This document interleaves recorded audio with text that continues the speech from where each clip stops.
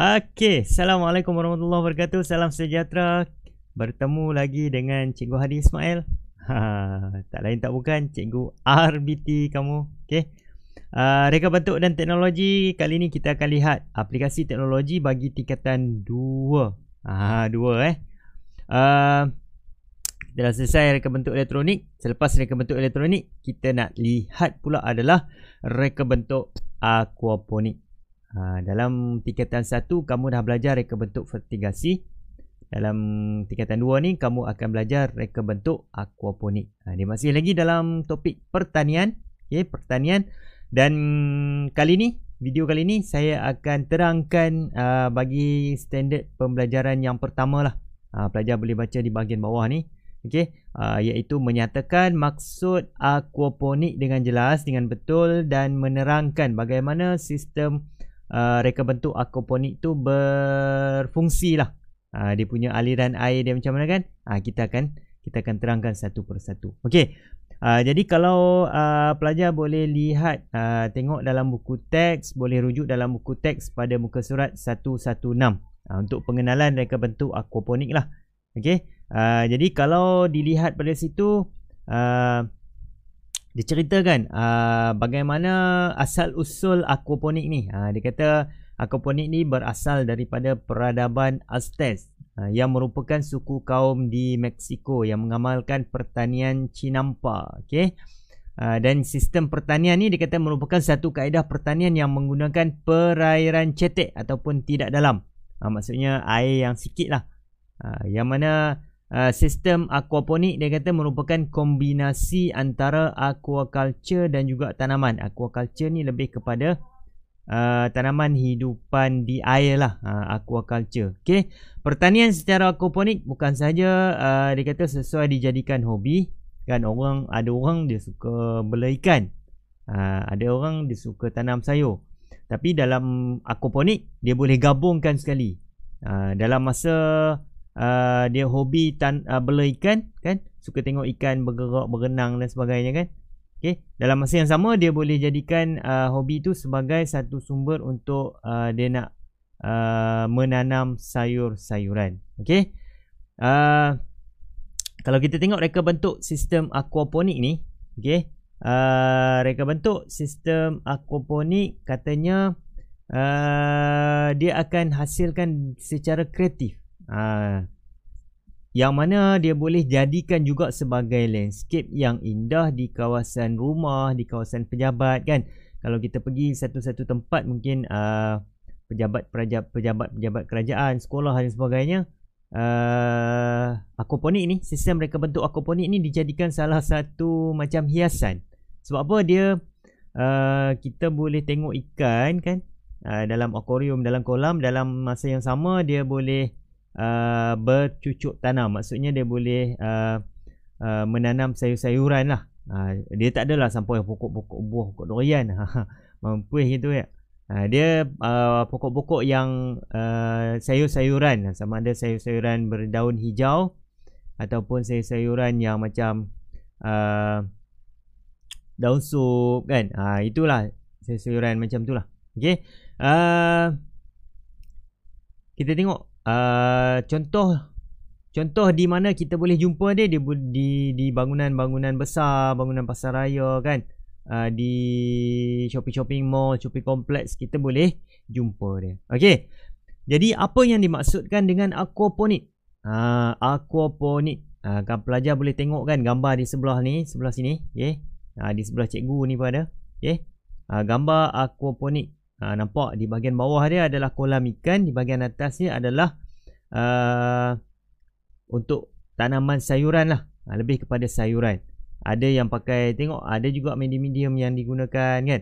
Okey, dia kata aquaponik ni merupakan teknologi pertanian yang menggabungkan aquaculture, iaitu aktiviti ternakan ikan dengan aktiviti hidroponik. Dia gabungan aquaponik adalah gabungan aquaculture dan juga hidroponik. Okey, menanam tanaman tanpa media tanah dalam satu pusingan air. Apa maksud pusingan air? Bermaksud aliran air dia perlu bergerak daripada satu titik melalui tanaman dan dia akan patah balik.